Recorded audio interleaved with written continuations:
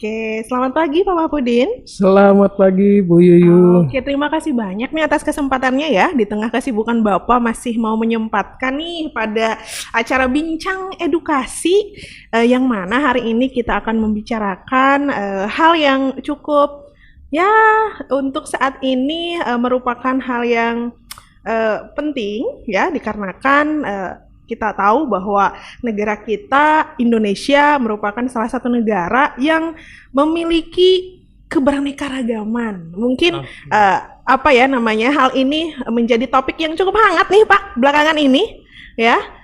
Maka dari itu terima kasih banyak Pak atas kesempatannya. Kita hari ini akan membicarakan masalah tentang pendidikan multikultural. Iya, betul sekali. Oke. Oke, saya senang sekali loh bisa diundang ke podcast ini. Mudah-mudahan apa yang saya sampaikan juga bisa bisa benar-benar memberi pencerahan gitu ya. Oke. Dan mudah-mudahan di sini juga saya bisa mendapat pengetahuan lebih dari apa yang sudah saya miliki sebelumnya. Baik, terima kasih banyak Pak. Ya, terkait dengan pendidikan multikultural Pak yang cukup happening belakangan ini dibicarakan gitu ya. Oke. Sebenarnya bagaimana sih dampak dari keberagaman? Karena kalau kita misalkan berbicara masalah pendidikan multikultural itu tentunya yang selalu kita bicarakan berkaitan dengan keberagaman, Iya. pluralisme, lalu yang ketiga adalah multikultural itu sendiri. Nah, kalau boleh tahu Pak, bagaimana sih dampak dari keberagaman yang ada pada suatu masyarakat? Oke. Mhm. Baik, gini ya. Kalau kita lihat sebagaimana yang kita ketahui bersama bahwa negara kita tercinta ini, negara Indonesia ini negara yang begitu beragam ya. Oke. Kalau kita lihat dari peta saja kan Indonesia itu bukan negara yang satu hamparan. Artinya Indonesia itu negara yang terdiri dari pulau-pulau gitu. Sehingga kondisi geografis yang seperti itu sangat memungkinkan Indonesia untuk memiliki keberagaman di dalamnya, termasuk keberagaman budaya, etnis, bahasa, agama, dan lain sebagainya. Nah, keberagaman itu luar biasa sebenarnya. Kalau kita bicara keberagaman, ya banyak nilai plus yang bisa kita dapatkan dari keberagaman itu kan kita bisa Indonesia itu menjadi kaya gitu. Betul. Kaya akan budayanya, bahasa dan lain sebagainya. Tapi di samping itu juga akan ada sisi negatif dari sebagai hasil dari keberagaman tersebut gitu. Oke, nah menarik Pak. Nah, Coba kira-kira apa ya Pak ya yang bisa disampaikan terkait dengan sisi negatif dari keberagaman itu sendiri? Oke. Jadi gini, Bu Yuyu dan teman-teman semuanya, seperti yang tadi saya jelaskan bahwa keberagaman bisa menguntungkan untuk kita karena dengan keberagaman kita kaya. Lalu karena dengan kondisi masyarakat yang beragam itu ide-ide kreatif dan inovatif itu banyak ya, lebih banyak muncul. Jadi dari berbagai sudut ini banyak berdatangan ide-ide kreatif. Betul. Sehingga potensi untuk lebih cepat berkembang itu sebenarnya lebih besar potensinya gitu. Tapi di samping itu keberagaman juga bisa menghasilkan nilai negatifnya. Nah, yang biasanya disoroti dalam pendidikan multikultural itu yaitu ada yang namanya stereotip, prejudice, dan sampai tingkat yang berikutnya itu diskriminasi ya. Nah, itu yang dikhawatirkan itu. Sehingga ketika hal-hal tersebut muncul dan dibiarkan terus-menerus tanpa ada kendali dari pendidikan multikultural, maka akan memicu perpecahan Indonesia gitu. Nah, oke, konflik horizontal yang Ya, mungkin bisa betul jadi banyak sekali. terjadi ya Pak ya. Betul Oke, sekali. baik. Nah, selanjutnya dari tadi kita membahas tentang pendidikan multikultural ya Pak ya. Nah, sebenarnya yang kita bahas ini apa sih esensinya Pak? Oke, jadi pendidikan multikultural itu sederhananya kita bisa katakan sebagai gerakan pembaharuan pendidikan, Oke. yang mana tujuan utamanya ini supaya lembaga pendidikan kita itu mampu memfasilitasi anak dari berbagai kalangan, misalkan dari gendernya pria atau wanita, lalu apa dia berkebutuhan khusus atau tidak, dari latar belakang sosialnya seperti apa. Nah, itu bisa terfasilitasi untuk apa namanya, mengembangkan prestasi, mengembangkan potensi diri yang dia miliki tanpa terkecuali gitu, tanpa ada pembeda-pembeda di dalamnya gitu. Oke. Sebenarnya seperti itu sederhananya kalau kita mau memaknai pendidikan multikultural itu. Berarti memang ketika kita berada pada suatu negara, yaitu negara Indonesia yang memang penuh dengan keberagaman, pendidikan multikultural adalah salah satu aspek yang sangat penting ya Pak ya? Iya, sangat penting Oke, sekali menurut saya. oke. Baik, selanjutnya Pak, kalau kita berbicara masalah pendidikan multikultural, nah ini tujuannya sebenarnya apa sih Pak? Oke. Secara garis besar tujuan dari pendidikan multikultural itu kan sebenarnya tadi sudah terungkapkan sedikit ya, bahwa tujuan utamanya adalah untuk membawa perubahan pada lembaga-lembaga pendidikan itu supaya memfasilitasi anak-anak dengan berbagai latar belakang, berbagai kondisi, berbagai jenis kelamin, berbagai ya. Jenis kelamin bukan berbagai mungkin ya. Cuma ada 2 jenis kelamin itu ya. Maksud saya keberagaman tersebut itu bisa terfasilitasi. Mereka sama-sama memiliki hak yang sama untuk berprestasi, memiliki hak yang sama untuk mendapat pencerahan di dalam pendidikan gitu. Namun secara khusus di dalam pendidikan multikultural itu ada 3 tujuan yang ingin dicapai, yaitu yang pertama di attitude goals gitu ya. Jadi di attitude goals itu tujuan utamanya yaitu mengembangkan kesadaran dan kepekaan kultural gitu. Jadi anak-anak bisa apa namanya, sadar bahwa perbedaan itu bukan suatu hal yang bisa dijadikan alasan untuk terjadinya perpecahan gitu ya. Dan yang keduanya itu ada cognitive goals. Selain pada attitude, sikapnya tadi, tentunya didasari oleh di kognitifnya mengenai pengetahuan terhadap keberagaman itu seperti apa sih gitu. Lalu menyikapi keberagaman itu harusnya bagaimana gitu. Dan yang terakhir, yang ketiganya itu ada ada instructional goals gitu ya. Instructional goals itu rasanya bisa muncul di dalam kegiatan pembelajaran di dalam kelas gitu. Guru bisa mengarahkan siswa untuk memiliki pemahaman kultural yang benar itu seperti apa, lalu untuk mengarahkan siswa menyikapi perbedaan itu bagaimana gitu. Intinya 3 poin itu 3 ya. 3 poin ya Pak ya, baik. Nah, lembaga pendidikan, yaitu sekolah ya Pak ya, yang mana di sekolah tersebut anak-anak belajar, kemudian juga mengembangkan kognitifnya, lalu juga tadi seperti yang Bapak bilang juga mengembangkan aspek sikap dan lain sebagainya. Nah, dikaitkan dengan sekolah yang multikultural Pak. Nah, ini bagaimana sih sebenarnya sekolah yang multikultural itu sendiri? Oke, karena kalau misalkan kita kaitkan suatu lembaga pendidikan ini kan merupakan yang penting gitu ya. Nah, jadi memang ya harus betul-betul tercermin sekolah yang seperti apa sih yang multikultural gitu.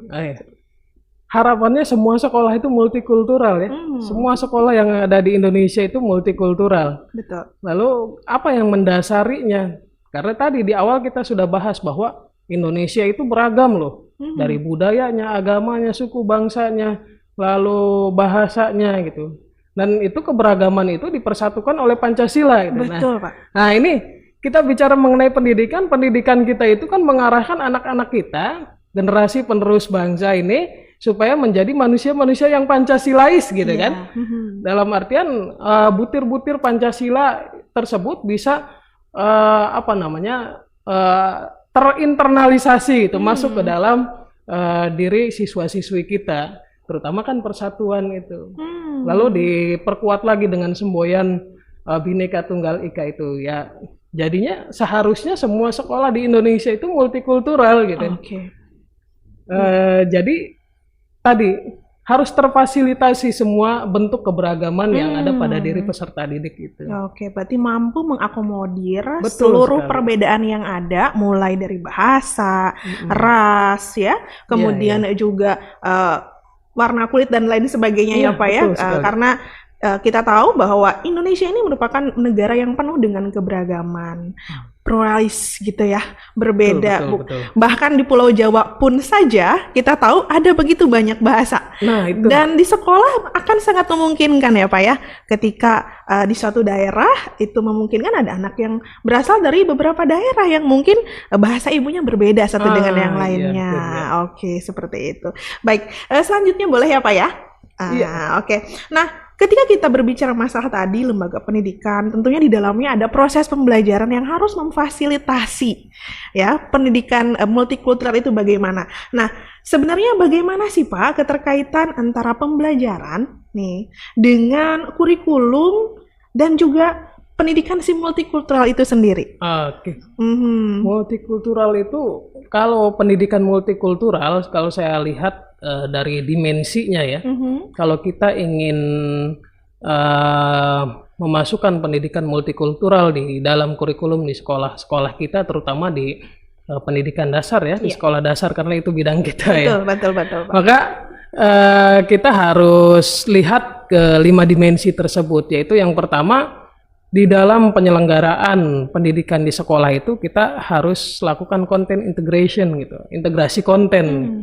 Jadi muatan-muatan pendidikan atau muatan-muatan pembelajaran di dalam kelas itu ketika disampaikan oleh guru, coba diintegrasikan dengan keberagaman-keberagaman budaya yang ada di Indonesia.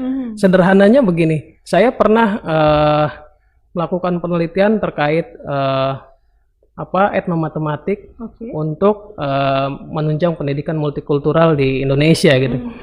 Kita bisa loh bicara matematika, tapi kita bisa sisipkan budaya di dalamnya gitu kan. Seperti ketika berbicara mengenai hal-hal yang di sekolah dasar itu mengenai geometri bangun datar gitu kan. Misalkan, oh iya ternyata bentuk persegi itu ada loh pada ornamen di tempat ibadah agama A gitu. Oh ternyata di tempat ibadah agama B juga ada gitu kan.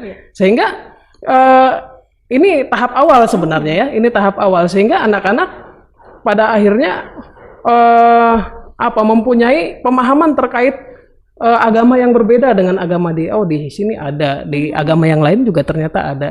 Lalu ini tahap awal ya. Saya mau garis bawahi ini tahap awal. Barangkali nanti kok cuma segitu aja sih pendidikan multikultural, kok cetek banget gitu.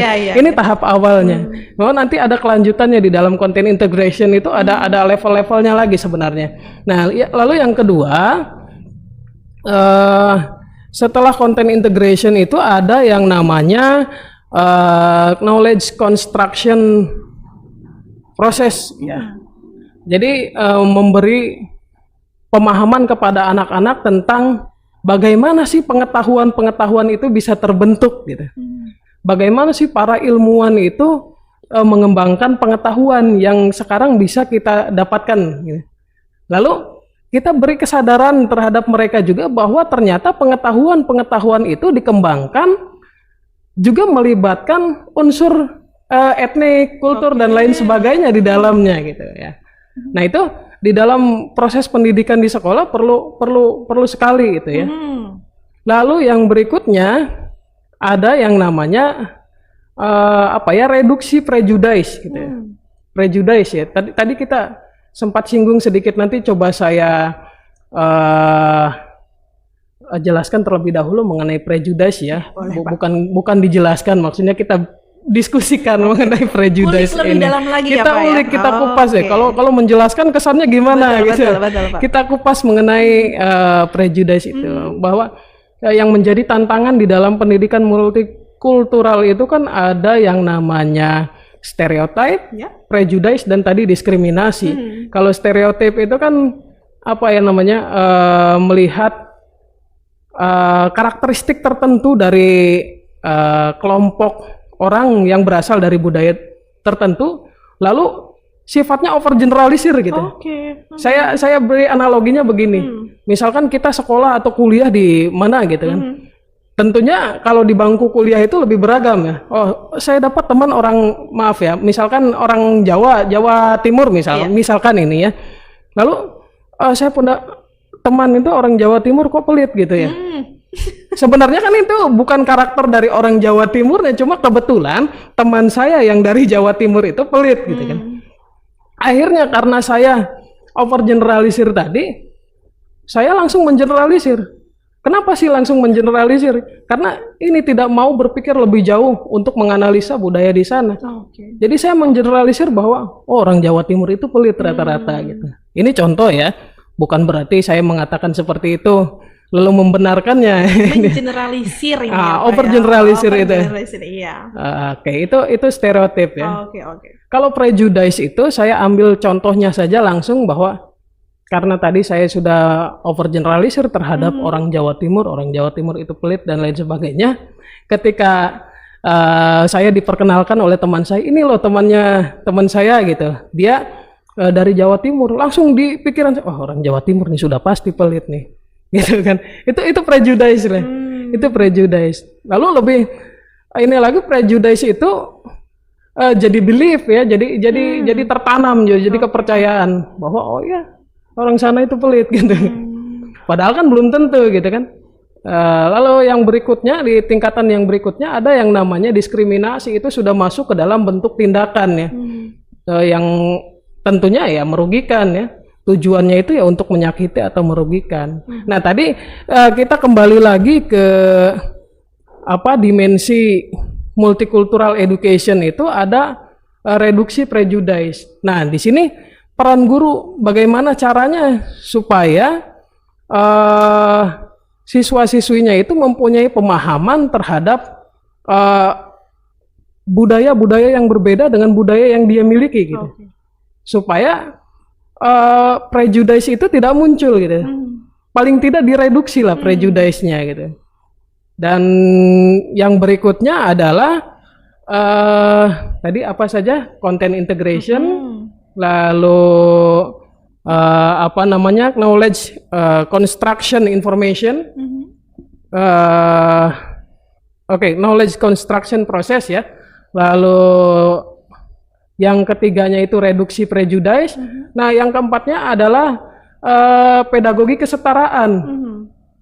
Jadi guru harus bisa nih mencari strategi pembelajaran yang bisa mengakomodir keseluruhan siswa dengan berbagai macam latar belakang. Intinya seperti itu ya, dengan berbagai latar belakang. Dan yang terakhir ada empowering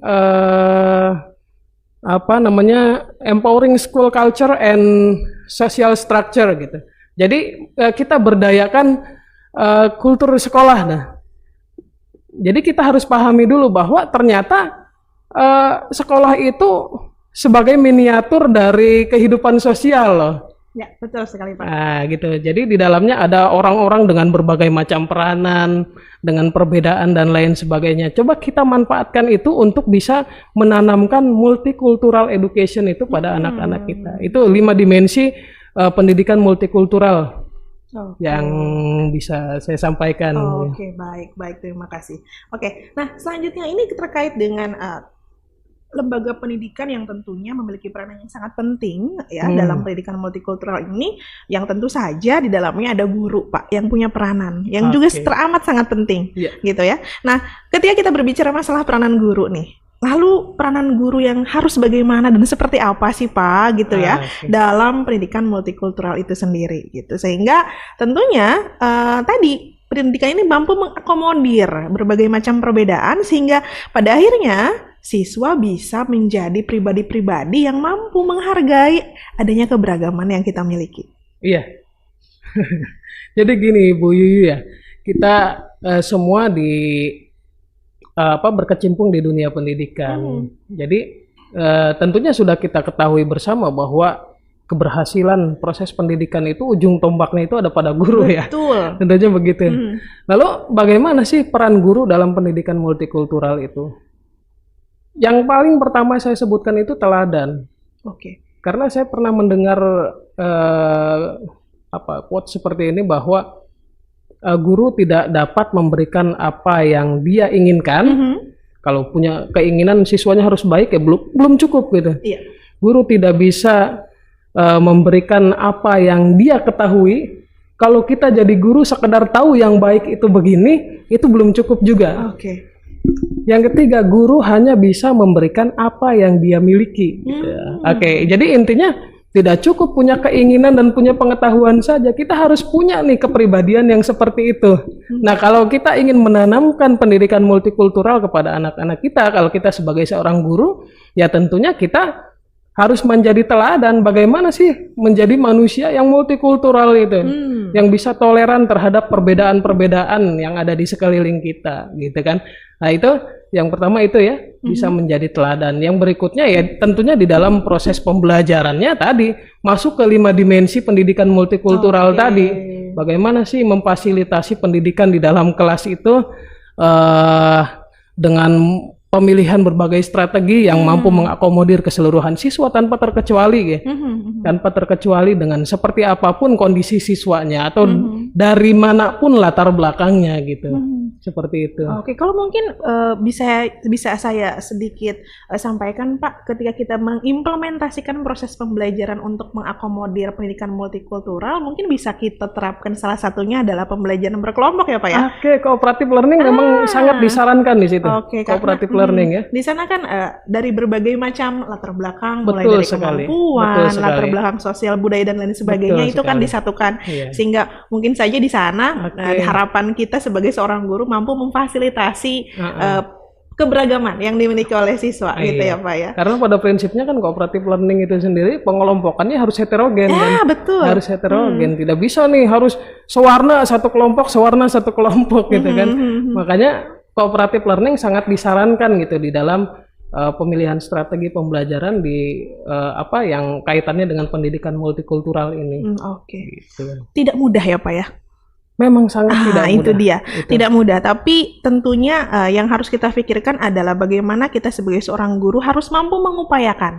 Tentunya mengupayakan yang terbaik untuk siswanya gitu. Jadi walaupun tadi ada kata tidak mudah, karena kan tidak ada yang mudah semuanya sebenarnya pada hidup ini ya Pak ya.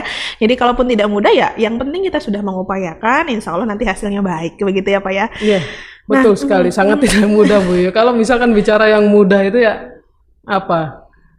Berarti kan tidak akan ada upaya di dalamnya. Betul. Karena memang ini sangat tidak mudah karena jangankan di kalangan peserta didiknya gitu, pada kalangan pendidiknya pun belum tentu semuanya mempunyai tadi kompetensi multikultural itu. Nah, itu proses yang harus kita tempuh. Betul. Berbicara tadi masalah keteladanan Pak, mungkin gini, kita bisa mengajarkan ke ke siswa. Ya kita harus menghargai perbedaan dan lain sebagainya. Tapi yang sering kali kita lupa sebagai seorang guru adalah menanamkan ya Itu rasa untuk saling menghargai gitu Itu ya dia. kepada orang lain gitu, sehingga ya pada akhirnya kita tidak bisa menjadi contoh yang baik gitu. Itu dia yang saya sebutkan tadi. Guru itu tidak cukup hanya sekedar memiliki pengetahuan terkait yang baik itu bagaimana, lalu hanya sekedar memiliki keinginan anak-anak kita itu supaya baik itu bagaimana, tapi yang baik itu ya harus sudah ada di dalam diri kita supaya anak-anak melihat oh iya yang benar itu gitu ya, yang dicontohkan oleh guru-guru kita gitu kan. Nah, itu keteladanan itu seperti itu. Oke, boleh satu lagi Pak yang menjadi menjadi lumayan membuat saya sangat-sangat berpikir lumayan mendalam nih Pak nih terkait dengan pendidikan multikultural ini. Sebenarnya kalau tadi sebenarnya sih sudah bisa dirangkum gitu ya dari keseluruhan perbincangan yang kita lakukan gitu. Namun saya ingin Bapak untuk merangkum kembali gitu kalau misalkan berkenan Pak terkait dengan sebenarnya sih urgensi atau apa sih pentingnya dari si pendidikan multikultural ini harus kita implementasikan di dalam proses pendidikan yang ada di negara kita. Oke. Jadi tadi ya kalau kita bicara dari awal bahwa Indonesia itu beragam, Indonesia itu sangat-sangat beragam sehingga keberagaman itu berpotensi memunculkan keretakan gitu ya, memunculkan perpecahan di dalam Indonesia itu sendiri. Padahal kan di semboyannya Bhinneka Tunggal Ika ya, walaupun berbeda-beda tetap satu. Tapi tadi keberagaman tadi sangat berpotensi untuk memunculkan keretakan. Karena apa? Karena keberagaman tadi bisa tadi memunculkan stereotip, prejudice dan diskriminasi. Itu kalau dibiarkan sangat berbahaya sekali untuk persatuan Indonesia itu. Bisa-bisa nanti ini masing-masing pulau ini berpisah menjadi negara-negara sendiri, negara Jawa, negara Iya. Kalimantan dan lain sebagainya gitu. Bisa-bisa seperti itu. Kalau misalkan pendidikan multikultural tidak ditanamkan sejak dini Betul. kepada anak-anak kita gitu. Nah, lalu yang berikutnya bagaimana sih supaya perpecahan-perpecahan itu tidak terjadi? Bagaimana supaya stereotip, prejudice dan diskriminasi itu tidak terlalu muncul? Kalau untuk menghilangkan, saya rasa itu rasanya tidak mungkin gitu untuk menghilangkan itu. Paling tidak bagaimana kita meredam itu supaya tidak terlalu meledak gitu. Oke. Tentunya ya di dunia pendidikan inilah kita harus masukkan pendidikan multikultural di dalamnya supaya stereotip, prejudice dan diskriminasi tadi tidak mendominasi gitu. Sehingga nanti perpecahan itu bisa kita atasi gitu. Nah, itu bisa kita masukkan di dalam aktivitas pendidikan dengan 5 dimensi pendidikan multikultural tadi. Oke. Oke, seperti itu. Oke, jadi kalau ini berarti di sini salah satu urgensi dari pendidikan multikultural sebagai pemecah konflik ya Pak ya? Iya, bisa dikatakan seperti itu. Dan disharmonisasi yang mungkin terjadi dalam masyarakat karena dengan begitu banyak perbedaan yang ada di lingkungan masyarakat itu akan sangat memungkinkan untuk munculnya letupan-letupan gitu ya, yang bisa saja menghasilkan disharmonisasi di masyarakat itu sendiri. Karena pada dasarnya gini, perbedaan itu sangat sensitif loh. Betul. Apalagi kaitannya dengan budaya gitu. Budaya di dalamnya juga ada bahasa kan. Ya, isu yang hangat saat ini yang baru-baru muncul itu di pemberitaan itu kan ada salah satu pejabat negara kita bahwa mengeluarkan statement bahwa tahu sendirilah seperti apa statementnya, tidak perlu saya jelaskan. Ini yang sekarang jadi pusat perhatian ya Pak ya. Karena saking sensitifnya kan dipantik segitu saja, ada pemantik segitu saja langsung buat meledak langsung. Iya. Orang Sunda langsung bergerak semua. Sekarang terakhir orang Kalimantan yang sedang bergerak. Terakhir orang Kalimantan. Ini sangat sensitif dan kaitannya dengan hal-hal yang tadi sebenarnya setiap periode juga sangat grafiknya itu naik turunnya itu kelihatan, terutama pada masa-masa pemilihan kepala daerah, kepala negara gitu kan. Itu akan menarik sekali untuk disaksikan gitu. Tapi itu bukan tontonan yang asik ya. Sebenarnya itu jadi PR kita gimana caranya gitu. Untuk pendidik itu kan jadi PR gimana caranya anak-anak kita itu supaya tidak tergerus oleh isu-isu yang seperti itu, tidak terbawa arus gitu. Oke, nah berbicara masalah arus, ini juga dikaitkan sama arus globalisasi, Pak. Nah, itu. Nah, ini kan berarti salah satu hal yang mendasari pendidikan multikultural juga mungkin salah satunya adalah untuk mempersiapkan ya, Pak ya, mempersiapkan anak-anak bangsa Indonesia ini dalam menghadapi arus globalisasi dan menyatukan bangsa sendiri. Betul sekali. Nah, itu ya, yang mana kita tahu bangsa kita ini berbeda. Pada akhirnya kan seperti itu. Pada akhirnya kan untuk mempersatukan itu, untuk menjaga keharmonisan dan menjaga keutuhan Indonesia itu supaya tadi tidak terpisah-pisah lah. Oke. Gitu. Iya, menarik sekali Pak Mahfud bincang kita hari ini ya Pak ya. Yang kalau misalkan kita bahas kayaknya sih nggak bakalan selesai untuk 1 hari atau 2 hari Pak gitu ya, karena ini topik yang sangat menarik. Panjang sekali betul. Tapi harus kita sudahi sampai di sini Pak. Terima kasih banyak atas kesempatan, terima kasih banyak atas ilmu yang telah Bapak berikan kepada kami dan juga rekan-rekan semua. Terima kasih banyak, terima kasih atas waktunya dan teman-teman semuanya, sampai bertemu lagi di bincang diskusi berikutnya ya. Salam sehat selalu gitu ya. Kemudian juga mudah-mudahan teman-teman dalam kondisi yang baik, sehat dan bisa memetik berbagai macam hikmah dari bincang kita hari ini. Terima kasih banyak. Saya Heri Wabillahi Taufiq Walhidayah. Wassalamualaikum warahmatullahi wabarakatuh. Waalaikumsalam warahmatullahi wabarakatuh.